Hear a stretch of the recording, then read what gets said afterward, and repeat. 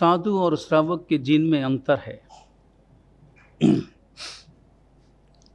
साधुओं का जीवन और श्रावकों का जीवन, इन दोनों में कोई तुलना नहीं हो सकती। साधु हमेशा अकेला जीता है और श्रावक हमेशा समूह में, समाज में जीता है।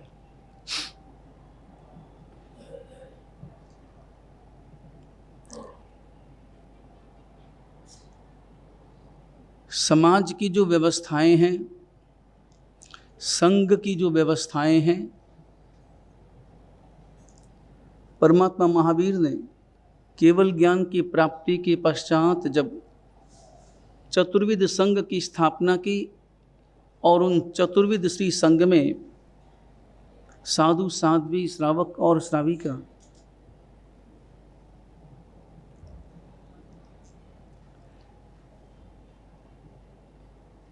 इनकी साधना और इनके कर्तव्यों की व्याख्या की।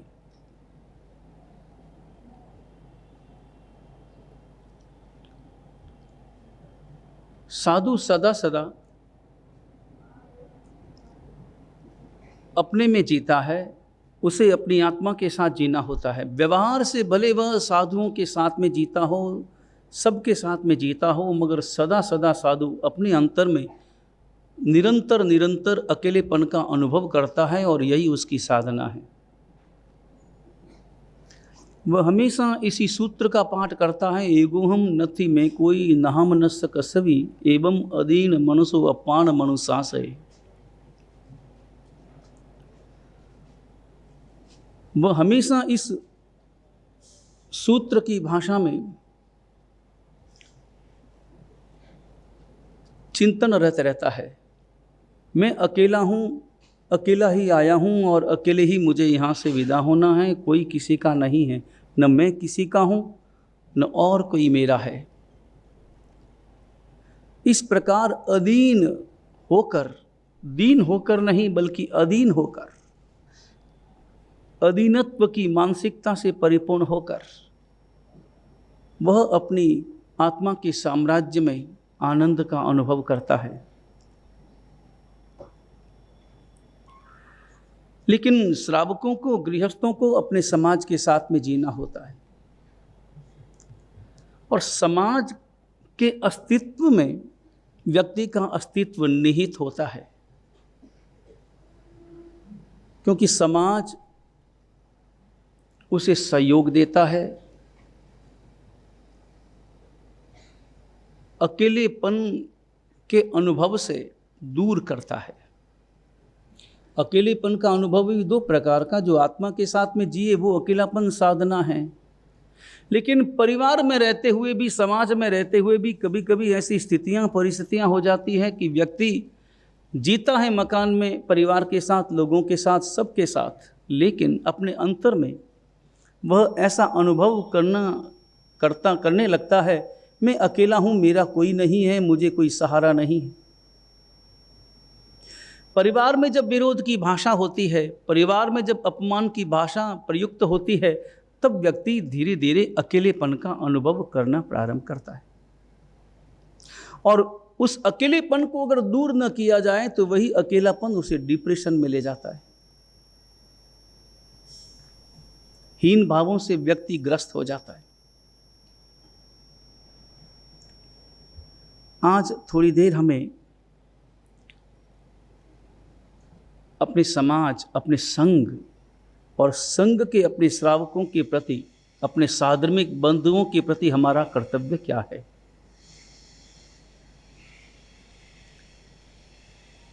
कर्तव्य शब्द का अर्थ होता है जो करने योग्य हो। केवल इतना ही नहीं बल्कि जो अनिवार्य रूप से करने योग्य हो, जिसे करना ही है, जिसे करना ही चाहिए और जो करता है तभी वह श्रावक की कोटि में आता है, उसे कर्तव्य कहा है। कर्तव्य कभी भी ऐच्छिक नहीं होता कि मेरी इच्छा हो तो मैं करूं, इच्छा न हो तो मैं न करूं। नहीं, कर्तव्य शब्द का अर्थ होता है करना ही है, किस रूप में करना है वो ऐच्छिक हो सकता है, वो यथास्थिति हो सकता है कि किस रूप में आपको साधर्मिक वात्सल्य, साधर्मिक भक्ति आपको करनी है। हालांकि अपने यहाँ साधर्मिक भक्ति के कई रूप हैं। साधर्मिक भक्ति आजीविका देकर की जा सकती है, साधर्मिक भक्ति आश्वासन के साथ की जा सकती है, साधर्मिक भक्ति आधार बनकर की जा सकती है।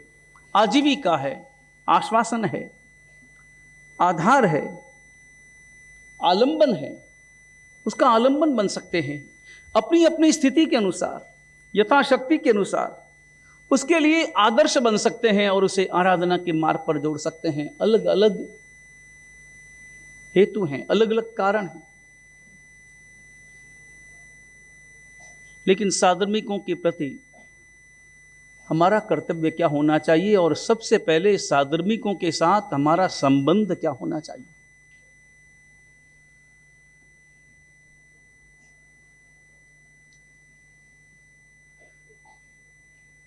संसार के क्षेत्र में किसी लड़के की सगाई होती है किसी परिवार में,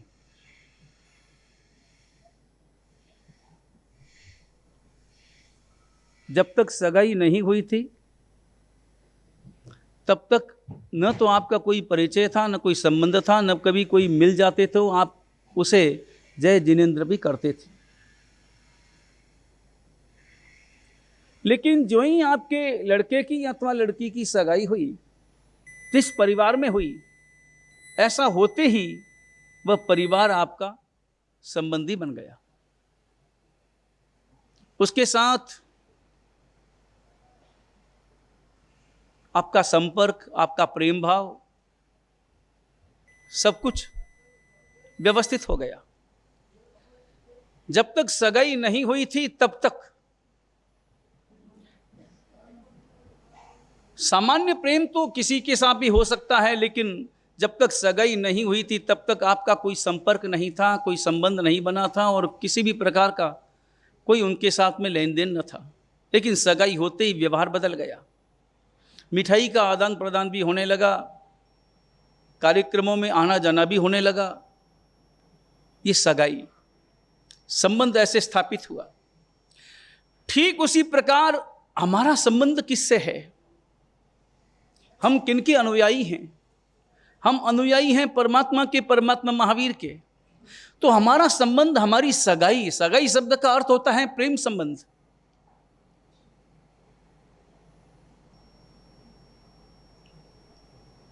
एक तार जोड़ा,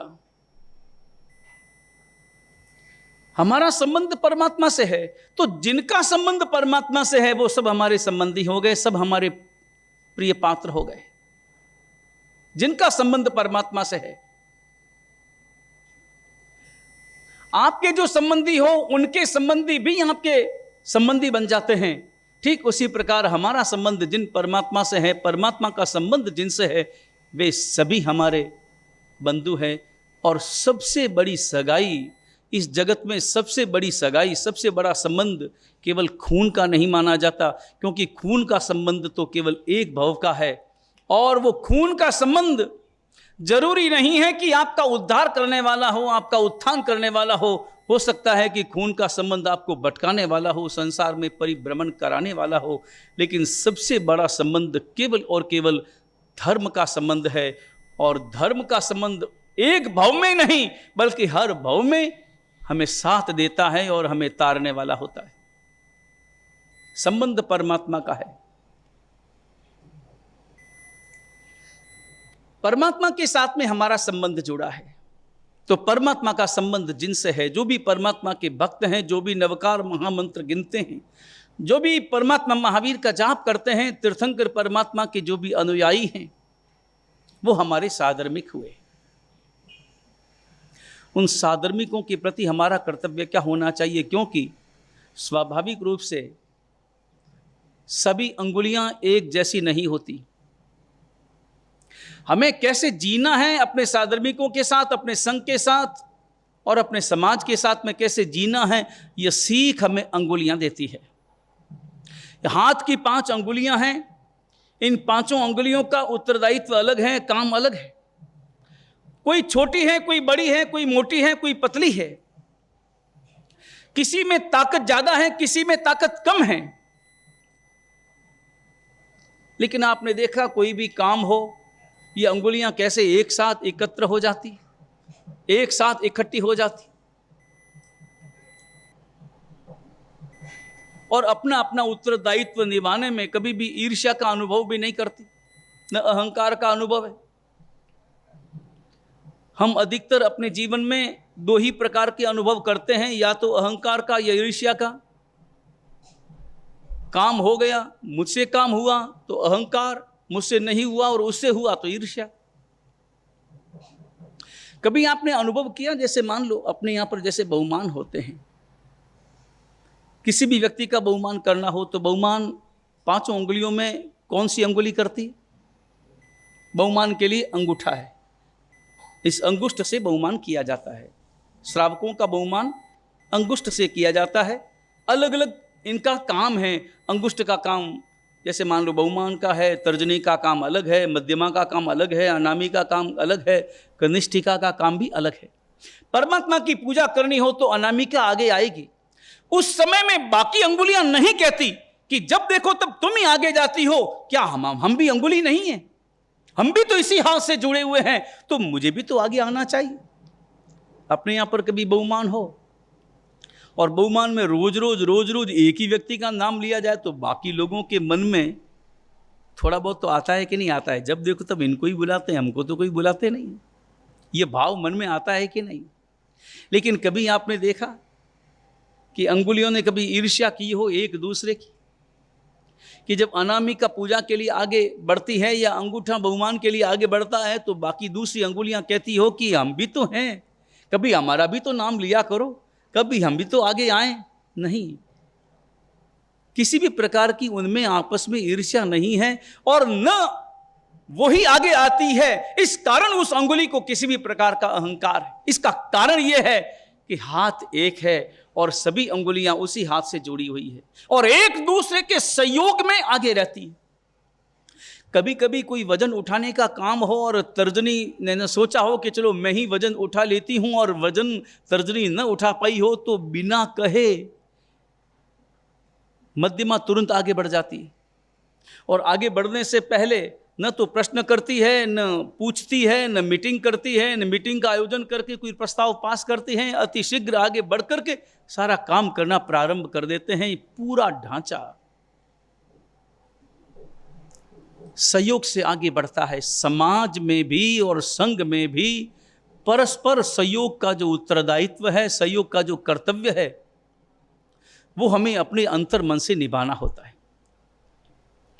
क्योंकि अपने संघ में भी सब एक समान नहीं है, सब अलग अलग हैं। बुद्धि की अपेक्षा से, अर्थ की अपेक्षा से, व्यापार की अपेक्षा से, पुण्य उदय की अपेक्षा से अलग अलग, एक समान नहीं है। तो वहां हमारा उत्तरदायित्व क्या बनता है, हमारे कर्तव्य क्या कहते हैं? समाज शब्द का अर्थ क्या है? अगर इसको दो भागों में करें, सम आज, जिसका आज बराबर बराबर हो वह समाज। समाज में जो भी है उन सब का वर्तमान बराबर बराबर होना चाहिए, बराबर होना चाहिए, यानी समता से युक्त होना चाहिए। और समता तभी हो सकती है जब उनका जीवन खुशियों से परिपूर्ण हो, जब उनका जीवन प्रसन्नता से परिपूर्ण हो। और प्रसन्नता से परिपूर्ण करने का जो उत्तरदायित्व है वो समाज का है, समाज के आगे वालों का है। अभी साल भर पहले जब कोरोना का वातावरण आया और 2 साल कोरोना में निकले,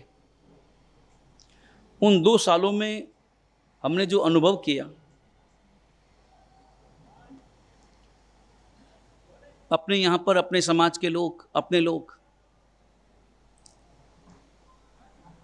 उनकी क्या स्थिति रही, कैसे उनका जीवन आगे बढ़ा, उनकी दशा क्या हुई होगी। और ऐसी स्थितियों में समाज का उत्तरदायित्व क्या था। हालांकि ये प्रसन्नता की बात रही कि अपने यहां पर पूरे भारत में पूरे भारत में बहुत से लोग आगे आए और लोगों ने आगे आकर अपने साधर्मिक बंधुओं को बहुत व्यवस्थित रूप से, बहुत अच्छे ढंग से संभाला। उनकी परेशानियां दूर की, उनकी कमियां दूर की। हमें अपने समाज की ओर विचार करना है। समाज की प्रगति में दो शब्द बहुत महत्वपूर्ण हैं, एक सहयोग और एक अनुमोदना। परस्पर सहयोग, और न सहयोग की शक्ति है हमारे पास में। माना कि हमारे पास में धन नहीं है, हमारे पास में वैभव नहीं है, हमारे पास में वो शक्ति नहीं है कि हम एक दूसरे का सहयोग कर सकें, तो अनुमोदना का लाभ तो ले ही सकते हैं। अनुमोदना का लाभ तो हमारे अंतर में होना ही चाहिए, अनुमोदना का भाव। मगर हम अनुमोदना भी नहीं कर पाते और अनुमोदना के स्थान पर ईर्ष्या करते हैं, और वह ईर्ष्या धीरे धीरे निंदा का रूप धारण कर लेती।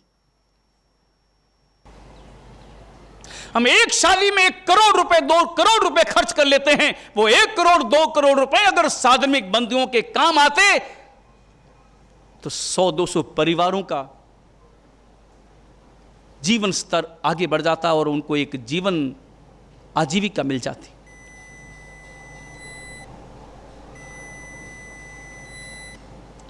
माना कि पैसा आपका है, आपके पुण्य से आपको मिला है, लेकिन उस पैसे पर केवल और केवल आपका अधिकार नहीं है, उस पैसे पर समाज का भी उतना ही अधिकार है।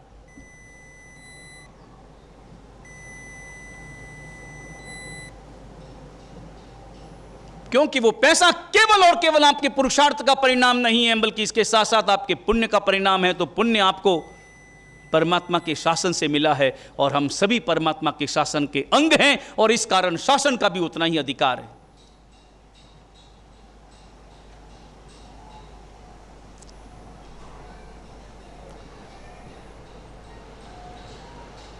हृदय कभी कभी भर आता है,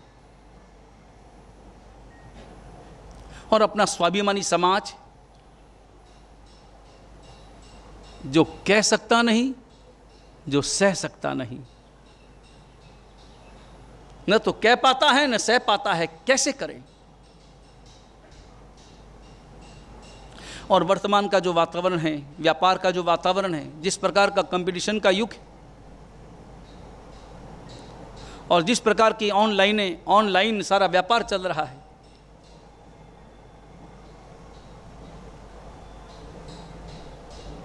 उसे सामान्य मध्यम वर्गीय व्यापारियों को कितनी समस्याएं उपस्थित हो गई।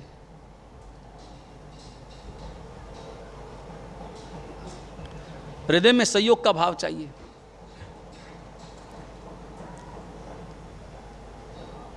सेठ सवाई चंद क्या करे?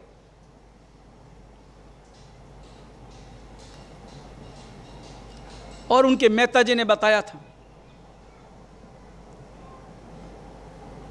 सेठ सोमचंद का नाम, वो सेठ सोमचंद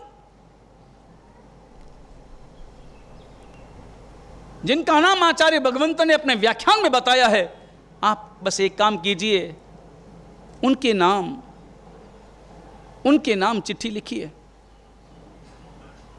नहीं तो है ही, कम से कम हो सकता है कि कोई रास्ता खुल जाए। और सेठ सवाई चंद ने चिट्ठी लिखनी प्रारंभ की। होल्डर मंगाया, दवात मंगाई, पेपर मंगवाया, और पन्ने पर सेठ सोमचंद जी के नाम का पत्र लिखा। आदरणीय सेठ श्रीमान सोमचंद जी, वो पोरवाल वंश के,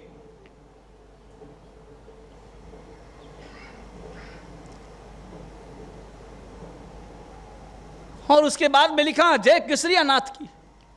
400 साल पहले उस जमाने में अपने आपस का जो व्यवहार चलता था वो जय केसरिया नाथ के नाम से चलता था।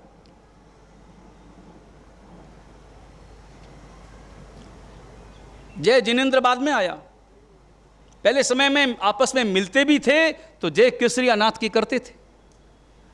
केसरिया नाथ परमात्मा की इतनी महिमा पूरे भारत में थी, सर्वत्र थी, और इसलिए तो कहा गया शत्रुंजय एक बार, केसरिया जी बार बार।